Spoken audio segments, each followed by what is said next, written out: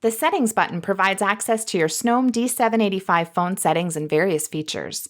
Let's take a brief look at the settings options. Preferences. Set your language, date and time, audio, display, function keys, and general preference settings here.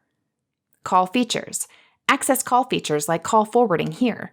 You can configure your call forwarding options, which include always, busy, and call forwarding after timeout.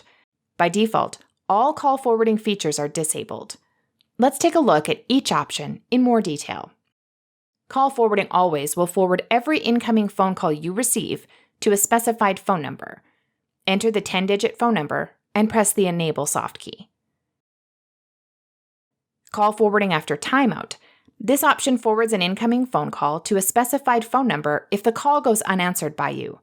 Set the forward after rings number to choose how many rings the call will be forwarded after. Call forwarding busy will forward your incoming phone calls to a specified phone number when you are in a busy state.